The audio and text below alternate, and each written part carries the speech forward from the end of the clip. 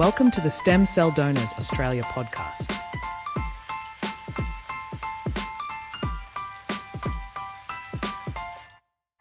Sam didn't expect to get a call saying he was a perfect match for a patient, mainly because he didn't remember joining the registry in the first place. In this episode, he talks about how a community swab drive a few years ago led to that moment. Sam is one of the few donors who donated via bone marrow, so we unpacked what that actually involved, how it felt on the day, and what recovery looked like in the weeks after. Sam, welcome to the podcast. Thank you for joining us. Thank you for having me. No worries. Did you want to start off by telling us a bit about yourself? Yeah, sure. So my name is Sam. I'm 23 years old. I currently work full-time in tech as a business development rep, fancy term for sales, and have a side hustle called Billy, essentially just creating an app for all Aussies to manage and pay their bills in one app. I love it. So Sam, thank you again for joining us on the podcast today. You're one of the unique few who actually donated by bone marrow biopsy. As we tell people, 9 times out of 10, it's usually via apheresis. So it's great to actually be able to talk to somebody who went the other direction. Yeah, definitely. Grill me as much as you want. I'll be as truthful and as honest as I can be. That's what we want to hear. All right, so let's start from the beginning. Tell me how you joined the registry, because I hear there's a bit of a story behind that. Yeah, a bit of a wild one. So really interesting case here. So I'm not going to start in chronological order because it adds to the story if I don't. But after the Bondi event happened back in December last year, I was on holidays. It was around Christmas time. And I walked into Lifeblood, local Lifeblood around the corner from me, wanting to just donate blood because there was a lot of blood in need. I walked in, I filled out the paperwork, and I went to the desk. I was like, all right, ready to donate blood. And they turned me away and they said to me, we're booked out for 3 weeks. And I said, okay, I'll book when I get home. I'll do it online. So I went home. Obviously, the day got better of me. I didn't end up booking in. But a week later, I got a call from a lovely lady, Michelle, from Stem Cell Donors. And she said to me, I've been identified as a match. And that raised alarm bells in my mind because I was thinking that I never donated blood the week prior when I walked into Lifeblood. So I didn't bring that up. I mentioned to her, what does this mean? What's this organization? What do I need to do? And she basically explained to me that there is a person in need of stem cells as they have some sort of blood cancer. And I've been identified as a match on the register that my stem cells could potentially be helpful for this patient. So at the end of the call, I said, Michelle, if you don't mind me asking, how did I come up on this register? I've never donated blood. I've never done a swab. I've never done anything anywhere. And she said to me, really good question. I don't actually know. I'll need to find out. So she put me on hold and I was on the line for about 2 minutes. And she came back to me and she said, about 2-3 years ago, you attended some event where you did a swab and that's how you're on the register. I had no idea what she was talking about. Honestly, I was very skeptical. I didn't recall going to any such event where I had given a swab and electively went on the register. So that was that. Later in the day, I was with my dad and I explained to him this whole story and he said, yes, there was a really sick boy in our community that the community had a donor drive at the synagogue. And that was where I had the swab.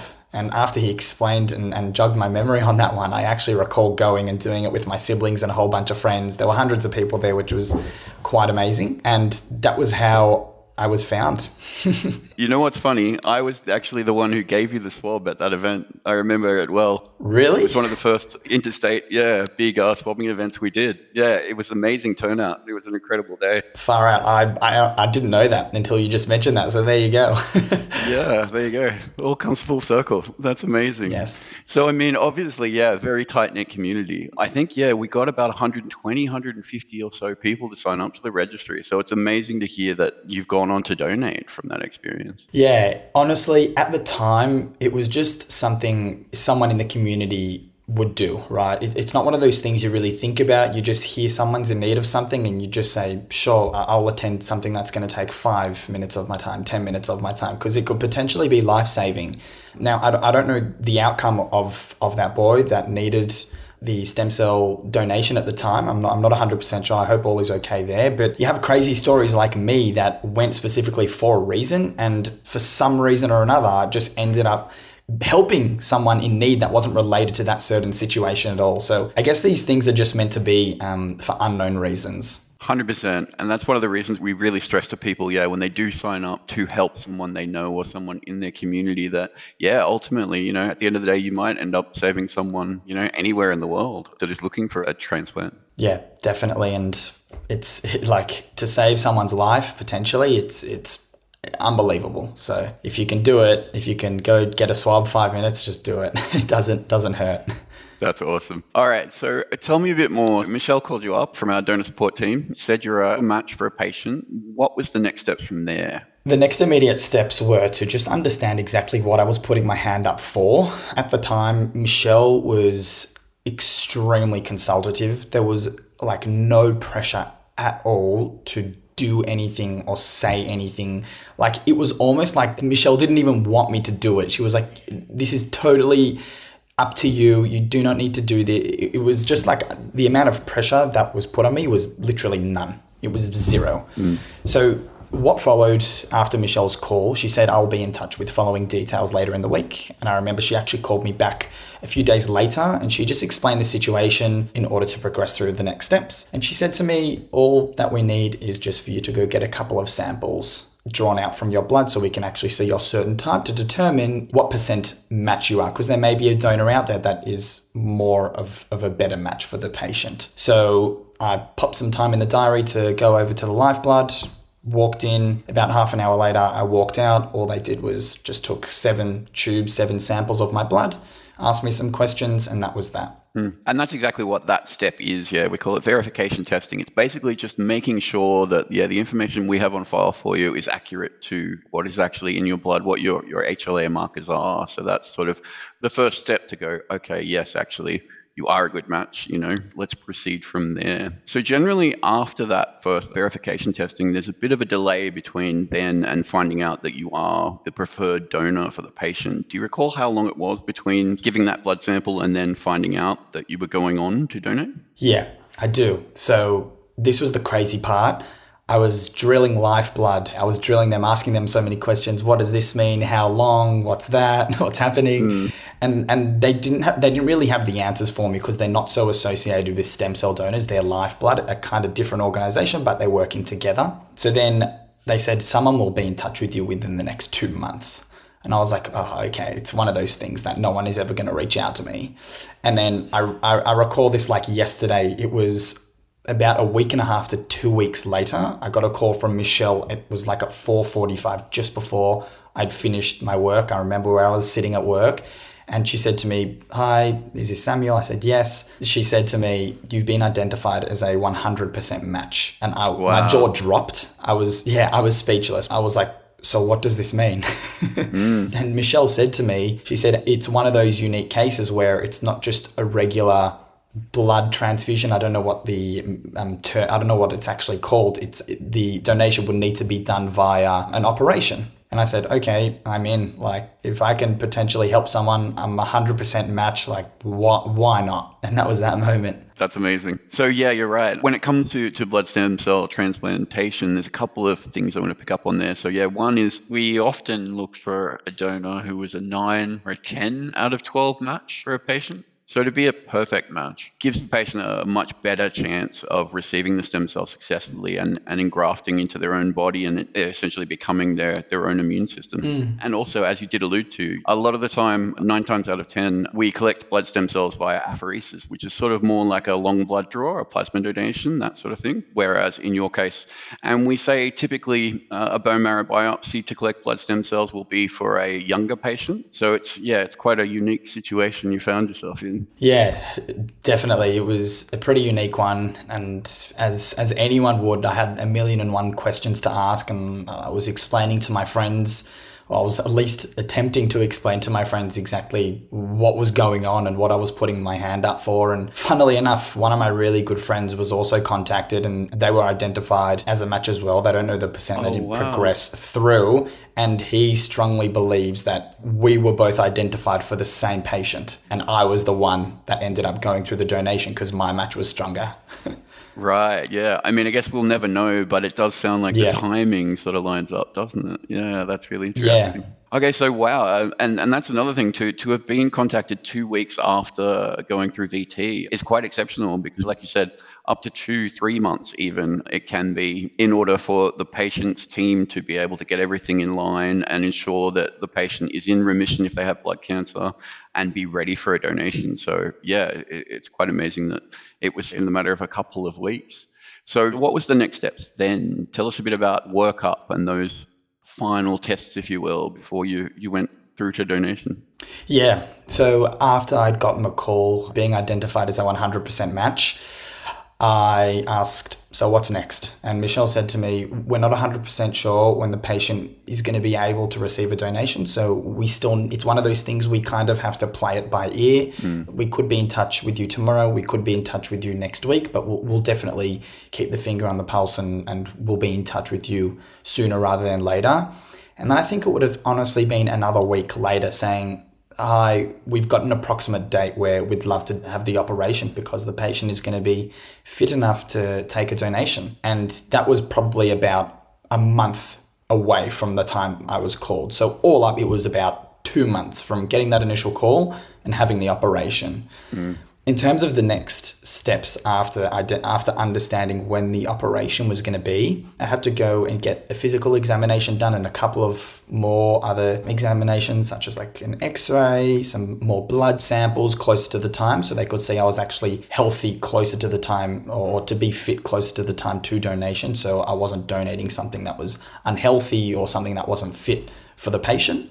So all that was required. I took maybe 2-3 hours off from work and they were extremely accommodating just to go to the Royal Melbourne's hospital. And I just had a couple of examinations done, had the doctor just look at me, check me, my glands, and that was honestly pretty much it until the operation. And then the operation was, I don't remember exactly, maybe a week after that. So after that call when they wanted to set it up, it was probably 2 weeks after, and then a week or two later, that was when the operation was to happen. Yeah, that's it, exactly. And one of the other reasons for that final checkup with you at workup is to ensure that you're healthy enough to be able to give the cells. And, it's not going to adversely affect you as a donor too much either. We've had donors in the past sort of describe it as a free health checkup, They'll be like, oh, I haven't had a checkup in a couple of years. So, to get the opportunity to get that on the side, that's good. Yeah.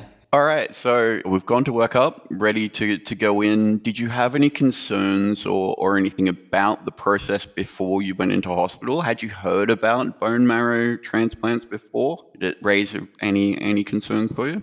Honestly speaking, I didn't really think about it. Although I had questions, I didn't Google it once, surprisingly. It's very unlike me because I am a pretty curious person. But I didn't Google it once because not that I was going to back out or not do it. Sometimes it's better to not know what you're doing, right? And it was for a really good cause. So, and it wasn't because I was scared. I think it was more so just because I didn't know, I also don't really like needles, and they kept telling me they're going to put 2 needles in my back. I'm a bit of a wuss. But I wasn't nervous up until the day of procedure. The doctors and the people there, they were so welcoming, they were so understanding, they were so patient, and the way they explained everything in just normal terms was just amazing to understand and hear exactly what I was doing and the impact it could have on someone's life. And it literally is a life or death situation for the unfortunate patient. You're 100% right. If a patient is looking for a blood stem cell transplant, that is their last treatment option. So yeah, it's really powerful, the gift you were able to give. You said you didn't really have any questions about the procedure. Didn't really faze you. Did you feel comfortable reaching out to Michelle at Stem Cell Donors Australia or to your medical team if you did have any questions? Yeah, I lie. I probably did have a few questions and I probably annoyed them a little bit too much, but without a doubt, there were no barriers to ask anything or request anything. I mean, even just asking really simple questions like, who am I donating to, right? It just bears curiosity, and it's something they can't disclose, obviously due to privacy reasons, which totally understand. But also just complicated questions like, what does this interesting word mean? Some sort of medical term. I can't really remember exactly what the question was or what the phrase or the word is, but definitely they were encouraging me to ask questions rather than me wanting to ask questions. That's great to hear. So then we're at donation day. You go into the hospital. Tell me what that's like, because I've been there when somebody donated via apheresis before, but I've never actually sort of heard the behind the scenes, what happens during a bone marrow biopsy. Did you get there early in the morning? How did the day sort of unfold for you? It was an early morning. I'm not really an early morning guy, so that was a bit of a struggle getting up in the cold morning. Yeah. But no, jokes aside, I probably woke up at about 6:30, I think, or a bit earlier. I had to be at the hospital 7 a.m. because they like to admit stem cell donors first thing in the morning because they take the donation the same day to the patient. I don't think they provide it to the patient the same day, but I think they at least take it there maybe to do some tests, which I'm sure you can elaborate on. But in terms of the actual process and the day itself, it was pretty amazing. I've had operations before and they were more so emergency, so it was a little bit of a different situation, but I arrived at the hospital, I admitted myself, and within 10 minutes, I had a gown on, ready to go into the operation room. So it was really quick, really seamless. That morning, I did have a little bit of nerves in my body, definitely. I was like, whoa, like what am I actually doing here? Also just going under general anesthetic, right? The risks that come with that are very, very low, but obviously they explain it to you. But I was under general for about an hour and a half. I think they took about 2 to 3 liters of I think is it stem cells or bone marrow? Yeah, stem cells from the bone marrow, yeah. So that's what it is. Yes. Bone marrow is where the stem cells live, yeah. Yes. So they took quite a substantial amount. I woke up from the operation in recovery and I said to the nurse that was the best sleep I've ever had.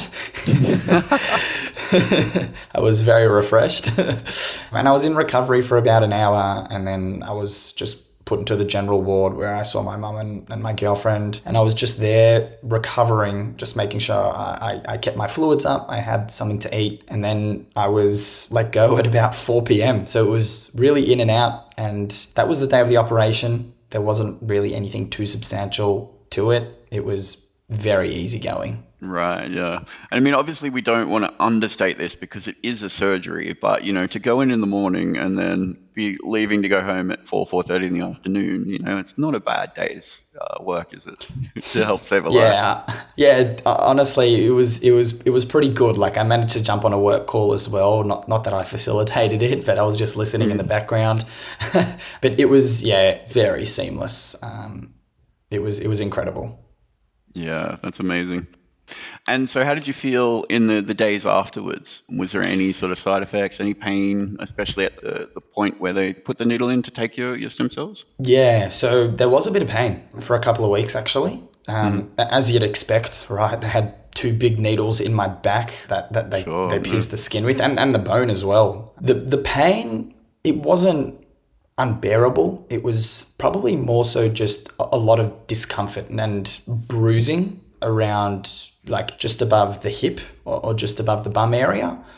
And as mentioned before, I'm a bit of a wuss, so whenever I have cuts or anything, like I'm extra cautious. Like I don't want to overdo anything to maybe open up the cuts, but I didn't have any stitches. The surgeons and the doctors were unbelievable. The wounds healed very, very quickly, but there was a little bit of pain. I was just on Nurofen and Panadol for about a week to 2 weeks, and I was working from home during those days, which was totally okay, but it was everything as expected, nothing out of the ordinary. Well, that's good to hear, yeah. And that's definitely one of the concerns a lot of people do have when they think about a bone marrow biopsy, that, it's this super invasive thing. But no, it's the donation is definitely nothing like that at all. It was that's good to hear.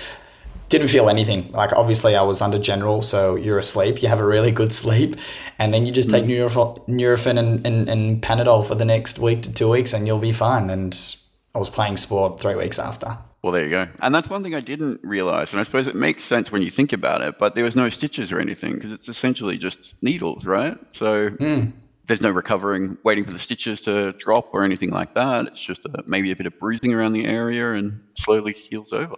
That's exactly right.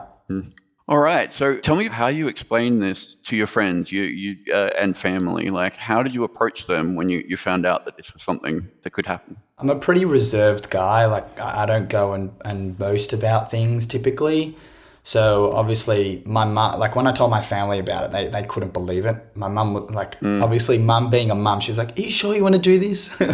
Like a mum wants to do anything to protect their child. And if there's any risk, they're going to say, be careful, or are you sure? So I think the way it kind of got out was my mum naturally just told her friends, and then her friends' kids, which are my friends, just asked me like, what are you doing? It's crazy. It's unbelievable. How did this happen? What's involved? All the questions that come with it. And I'm definitely not the best person to answer all of these questions. But yeah, just going out for coffees with my mates generally, and just the topic of conversation came up, or just phone calls, or speaking to colleagues at work that are on the register. Honestly, just a very natural conversation. That's awesome. So what would you say to someone who was thinking about signing up to the registry? I would say it's the biggest honor you could possibly ever have in your life. I mean, even if you don't get selected as a match, given the fact that you've gone out of your way to potentially help someone, it's really unbelievable, and it's extremely generous. I was a bit of a unique situation, not even knowing I was on the registry. So that's pretty funny in itself. But go and do a quick swab. I think it takes 5 minutes, 2 minutes even. Do it with a bunch of mates, and it could literally be the difference between life or death for someone. All right, Sam, thanks so much for talking to us today. It's been amazing. Hopefully we'll keep in touch. Thanks, Dan. Really appreciate it.